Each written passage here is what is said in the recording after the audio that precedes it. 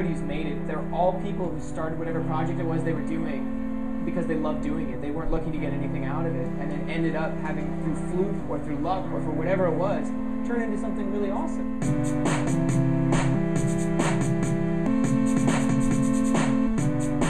So guys, we're at RaffleCon. It is the epicenter of internet. I'm Tim Huang. I'm the founder and organizer of RaffleCon. Essentially what we do is we got a lot of people who were intentionally famous online. You know, they started a blog or a webcomic, or interesting enough, sort of people who are unintentionally. And they sort of combat their frustration with you for being mean by getting vicious, which is a really weird thing to watch. One woman wrote to me and said, I hope you get cancer again. I've had cancer, 5 years ago I had cancer. I said, I hope you get it again, because I didn't like her hat. The meanness that you mentioned can kind of be attributed to the distance that the internet allows us. Like, we are social, we are interacting with each other, but at the same time, there's just enough of a buffer for you to kind of go beyond what might, you know, be socially acceptable. And they probably aren't totally mean, scary people in real life, but it gives them this sort of anonymity and distance to act out in ways they wouldn't otherwise. Aleksey, you're known as somebody who has studied the principles of personal development for a long time. It is a shame about Aleksey Vayner. He created a video resume, basically, and then it kind of became this source of mockery on the web, but it became a meme unto itself. Success is a mental transformation. It's not an external event. To be successful, you must first know exactly what you want to achieve. Failure cannot be considered an option. In 2006, I guess I got a lot of publicity on the internet with Impossible is Nothing, a video that I created. Fundamentally, it was a dedication to my martial arts master, Radimir Kovacevic, who was a world judo champion, was my trainer in martial arts and physical training throughout high school. He passed away from cervical cancer. You know, my big question was, how do you pay tribute to a great master, to a great teacher? And my idea was to create a video. And I used the sports that I played at the time as the backdrop for the video. Can you explain what people were saying at the time, how they interpreted it? Sure. Well, I think first and biggest problem was that it leaked out. So the video was leaked out of UBS, and once you present any type of content to a wrong market, it's going to be misinterpreted. So it was taken out of context, and it was talked about as the video resume, and it was over the top. But when a viewer is looking at it, who has never seen me, who doesn't know why it was created, the perception that you get is it's all me focused, this arrogant jerk, basically. If you're going to work, work. If you're going to train, train. How bad did it get for you? I mean, how hard was it to deal with the publicity? Wow, I would say, you know, I've hit rock bottom.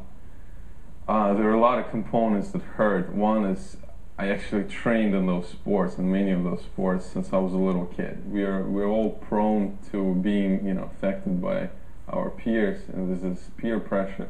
Just getting so much negative feedback, you start to question yourself. Well, maybe there is some truth to what all these people are saying. You can't do this. Maybe you aren't that good.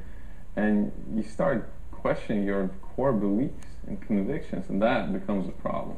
As negative as the publicity was, it made me realize how incredibly powerful the internet was. I wonder, what did you do to get out of that place? How did you find a way out? You take a step back and reflect on your core fundamental beliefs. I didn't kill a man. I wasn't even, you know, driving drunk. I don't drink. I don't smoke, right? I don't do anything bad per se. I created a video. When we have the anonymity of the internet, some very fundamental and maybe not the most beautiful traits of human beings come through. The best way I can judge myself and what happened with Impossible is Nothing is that I didn't lose any core friendships. I mean, it's interesting because that network is so tight-knit, it's so well known to each other, and then you have the network of the internet, which is so anonymous. People don't know each other. Absolutely. And yet they think they have relationships with other people. And you know, they didn't know who you were, and yet you were getting death threats, right? Right. Death threats. arrest, deportation, getting thrown out of school, pretty much anything you can think of. You became famous largely by accident. Right. Completely against my will. And against your will. But there are so many people who are out there who are determined to make themselves, in some cases, look like fools on the internet, willfully and with a lot of effort. How do you look at that culture? It's interesting to look at as a phenomenon, certainly.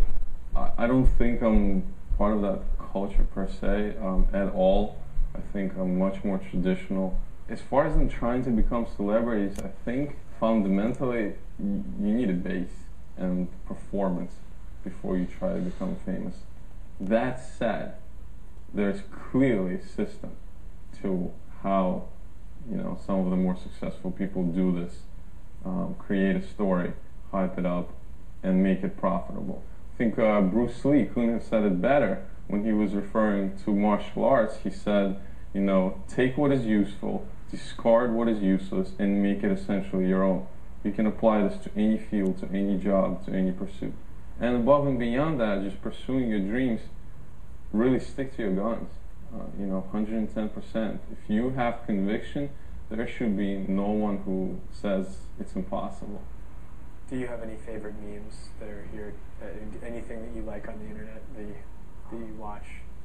I do go on YouTube sometimes, but to be honest, it's more to look at a forehand of Roger Federer in slow motion. Would you be up for an arm